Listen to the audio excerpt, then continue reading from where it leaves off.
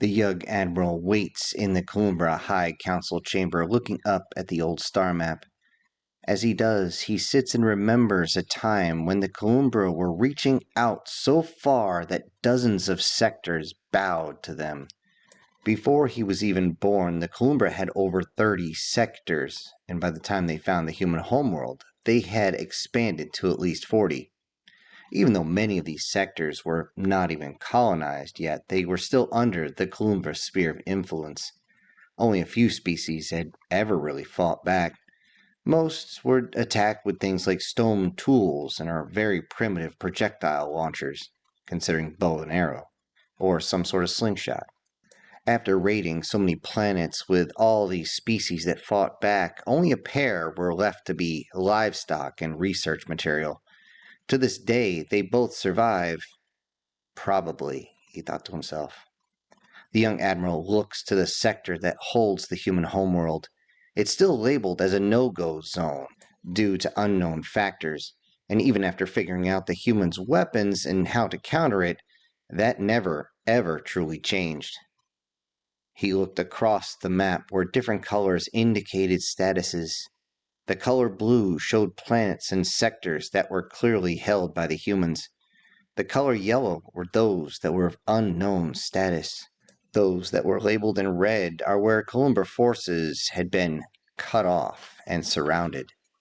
White were sectors either under attack or have recently fallen, and purple was the Calubra-held territory, though now that purple color was only a single dot on the entire map. Over the past 7 years, the humans have just not stopped their advancements. It would always start the same way. Humans would jump into any part of a sector and demand surrender. The moment you began to target them, they fired on you. When those ships fired, nothing remains. The young Admiral closes his eyes to think again of the recording that came out from the human fleet arriving. As Calubra ships moved turrets, adjusted their ships to bring their fixed cannons into play, and opened their torpedo tubes.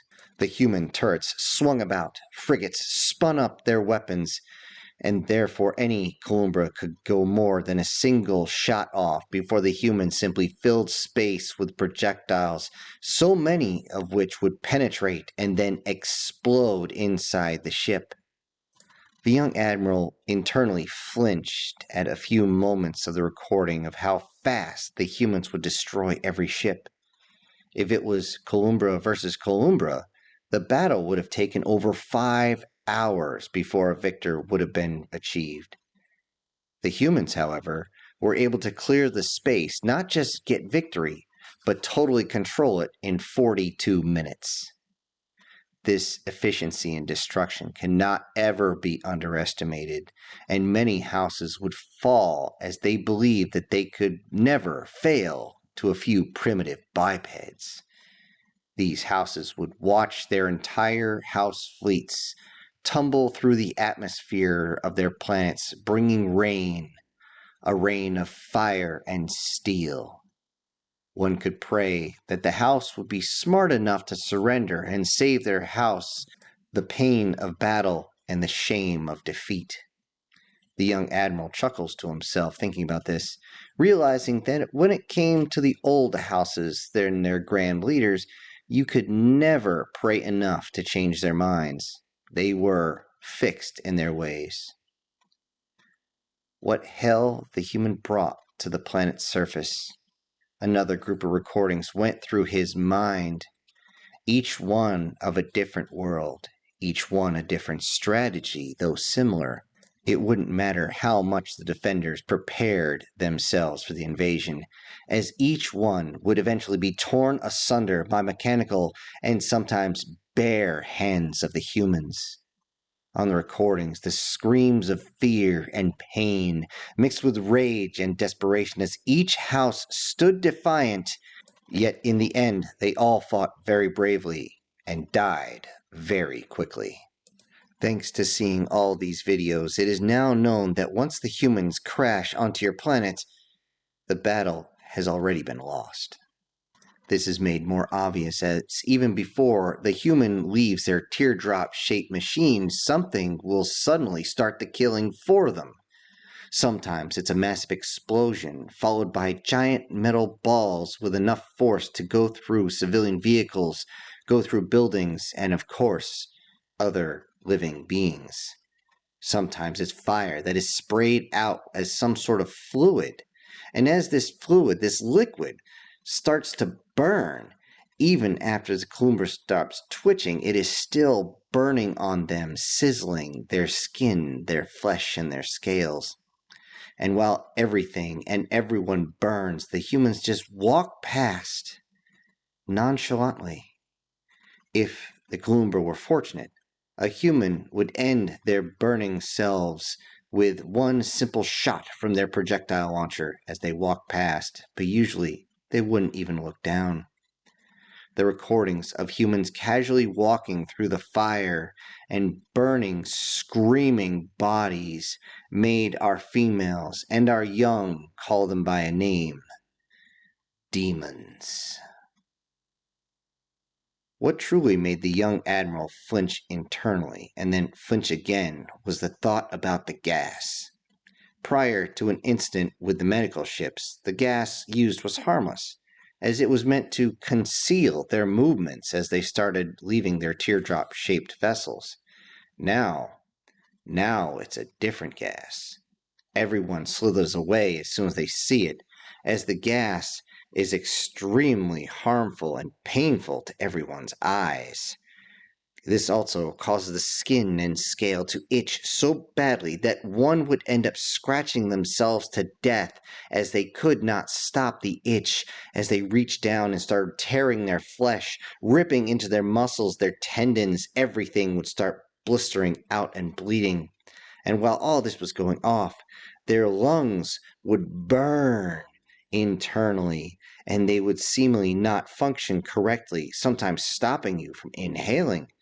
And then soon after, you can't see. You can't see anything, and you didn't realize that your eyes, even though they were burning, were suddenly losing their ability to see. Anyone still breathing that gas within approximately 1 minute would begin to vomit, and do so violently that they would begin to vomit blood. And when they reached that point, if they were still alive, they would then lose all control over their biological functions. A few survivors on the recordings that were hurrying out of that cloud of death that the humans put on, they looked horrible. They looked terrible as they left a trail of vomit, blood, and feces, and the humans could seemingly unaffected inside their armor. The young Admiral turned back towards the council chambers, trying to push the horrific images out of his mind as his own tail began to sway back and forth. He could see that reliving these memories, these visions, what he saw, was starting to get him to shed slightly. An embarrassing thing for a Calubra, but given the fact that everyone was stressed out, it was very common. He looked, and across the chamber there was only a few representatives even around. These were mainly small houses that had not yet received word of their own house's destruction or survival. Turning back to the star map, he thought about it, and he thought might it have been better if he had just perished on the bridge of his ship. His ship became the standard configuration of all Calubra warships as soon as the first battle was over, and as production jumped to its highest ever, those that kept requesting warships wanted the best the fleet had to offer. When the demands came in, his ship was under repair in space dock. From the previous battle, the hits had destroyed 2 weapon emplacements, damaged 3 more, and the engine needed a complete overhaul. The helmsman, as good as he is, kept them alive, but he pushed the ship well beyond its specifications. Yet, it is believed that she will fly again, at least for a while. During that time, the young Admiral had been sent back to his homeworld to get debriefed and get the houses to work together. For a moment, he believed that they might actually appoint him to the new Great High Grand Leader. Instead, they cursed him out for not dying on the battlefield honorably, as a Calubra should. As the discussion of public humiliation and execution began, an incident happened that stopped everyone's arguments cold. It turned out that the human ships were far more sneaky than they had imagined, as the human ships had managed to pierce through the outer border defenses of Calubra space. And in a coordinated strikes, the humans had destroyed 14 shipyards and crippled 9 more. In shock, they asked the young admiral what to do. He was thinking that, given that offensive operations would leave them vulnerable, he suggested that small groups of ships go and search into human territory and do the same that the humans did. These small packs of ships would have to be stealth rigged and would copy the human tactics and strike anything that looked like it was a human supply vessel or warship. Also, he realized it was imperative that they send escorts, their own warships, to go with the supply convoys to make sure they were not stopped, stripped, or destroyed. The large houses immediately refused, as it was seen as an undignified and dishonorable way to conduct warfare. And when they demanded a different battle strategy, the young admiral didn't answer, as his eyes were suddenly locked onto the live video that was coming in. He could see that his beautiful ship, had got caught up in the attack while it was still docked. The front 2/3 of it were just gone, and he couldn't even speak. Currently in the chamber, a few of the representatives did try to speak the young admiral, but he didn't want to speak. But instead, he simply waited. After all, that's why he was in the chamber after all. He needed to wait. He needed to be patient. He sat in his own fear at the horror that was approaching. He wouldn't have to wait long, after all. When the first alarm sounded, he instantly activated the video feed that came from the satellites above his head. Around the system, hundreds of human ships jumped into the system. These ships varied from the smallest corvette to the multiple dreadnoughts, and one of which had supposedly been destroyed in the very first large-scale engagement. The young admiral could see and recognize the markings, yet this wounded ship, why was it still operational? Then he looked and saw that its sister ship, it shouldn't be functioning, as it had a huge burn mark down its side from one of their own particle lasers. Although what truly petrified him was the arrival of 6 invasion carriers that had just jumped in.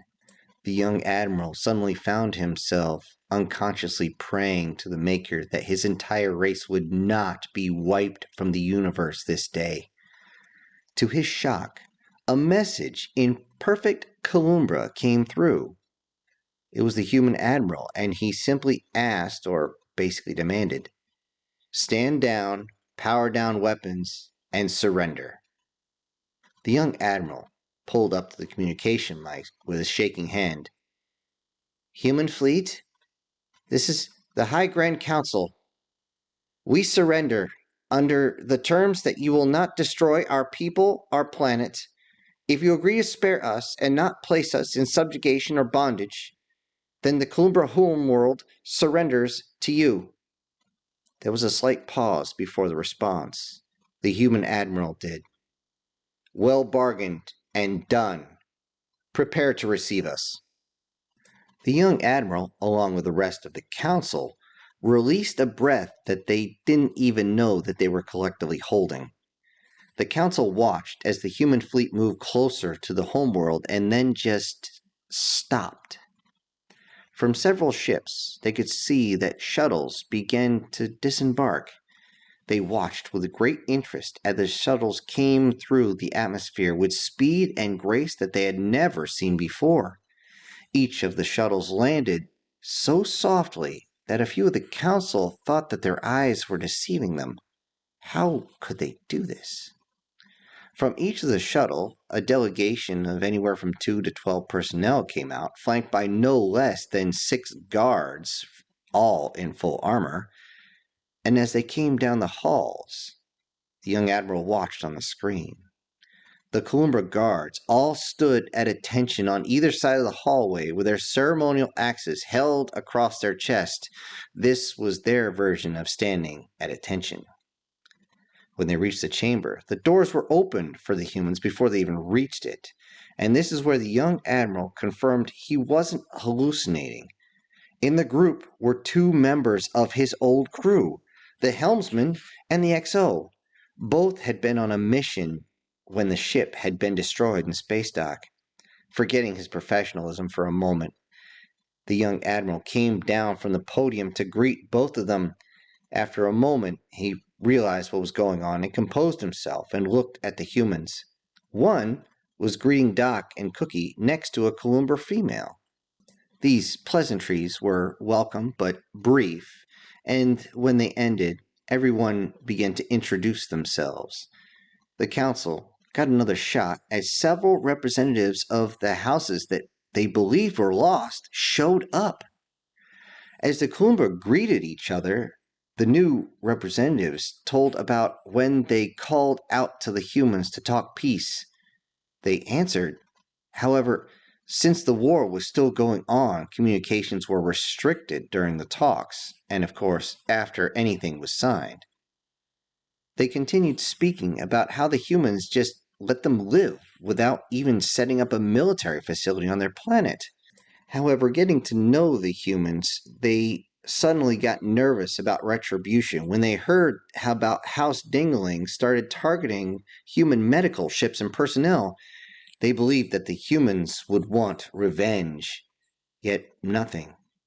These surrendered houses even disavowed the two houses, the House of Schwanz and the House of Twinkie, when they both showed video of consuming humans. The young admiral looked at the humans when this was mentioned, and they did not look happy.